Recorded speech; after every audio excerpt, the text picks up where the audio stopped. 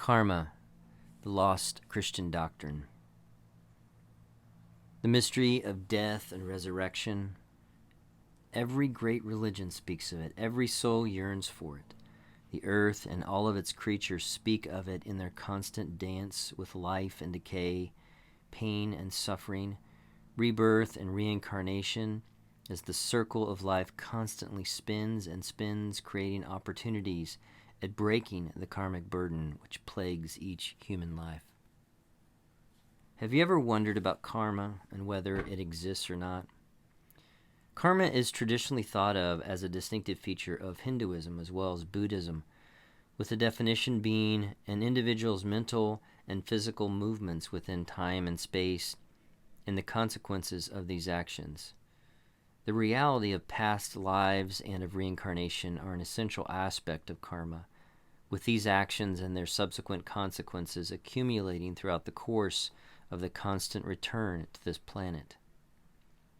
Existence is essentially the work of moving beyond these past actions within time and space and overcoming the negative consequences accumulated within the lifetimes of these past lives. The doctrine of karma has not been associated with Christian doctrine, but an authentically open-minded investigation into the cosmic nature of the origins of early Christianity and its deep connections to the mystery religion and the Essenes reveal a deep belief in the reality of karma within the first whispers of Christian thought. Within the investigation of this early thought comes sages like George Gurdjieff, P.D. Ouspensky, Boris Moraviev, Dr. Charles Ashnan, and Robin Amos, all giants within the field of esoteric Christianity. Let's start with Ouspensky, whose pre-Gurdjieff work, Tertium Organum, still resonates as a seminal work within the Esoteric Brotherhood. In the 13th chapter, he speaks briefly of the concept of karma, with a reference to a book by Mabel Collins entitled Light on the Path. Within this short section, he speaks of the illusion of time when he writes, "The idea of karma, evolved in the remote antiquity of Hindu philosophy, is the idea of the unbroken sequence of phenomena. Each phenomena, however small, is a link in the endless and unbroken chain stretching from the past into the future, passing from one sphere into another, now appearing in the guise of physical phenomena, now appearing in the phenomenon of consciousness. If we examine the idea of karma from the standpoint of our theory of time and space of many dimensions, the interconnection of separate events will cease to appear to us miraculous and incomprehensible.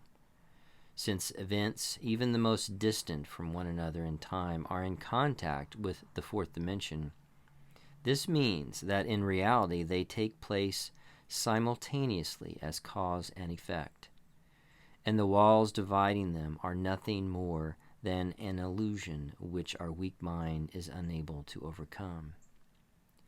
Things are linked together not by time, by an inner connection, by an inner relationship. And time cannot separate things which are inwardly close and follow one from another. Certain other properties of these things make them appear to us divided by the ocean of time, but we know that this ocean has no real existence, and we begin to understand how and why events of one millennium can have a direct influence on the events of another millennium." The modern mystic Dr. Charles Ashnan speaks of this concept, but utilizes a different term with a different connotation when he calls this pre-existence. He says that we as Homo sapiens have all pre-existed. In other words, our cosmic origin is not this terrestrial planet, but another realm and reality teeming with life. Dr. Ashnan says that our time here on earth, quote, is our time to rethink who we are and what we want and what our responsibilities are in this existence from God's mind, end quote. Our job in this existence is to, quote, remember the transcendent wisdom already given to us, end quote. We are to say to God, Lord, You have given me this space, and I will make a sanctuary of this space, he says. There is something luminous about the physical world. It is caught in the dance with the divine. Dr. Ashnan believes that the early church fathers knew about this doctrine of preexistence, with the belief that education as the process of awakening this knowledge already contained within each of us. He believed we need spiritual technicians to teach us how to ignite this fuel or pre-existent knowledge within us. We need teachers of this knowledge. Thus, our time here on earth is to be spent preparing for death, preparing for that moment when we will be judged not only for our actions in this lifetime, but the accumulation of the past lives with a sense of repentance over any accumulation of negative actions and thoughts. Boris Moraviev, in his classic trilogy on the Esoteric Brotherhood entitled Gnosis, speaks of this hidden, not forgotten, doctrine of karma.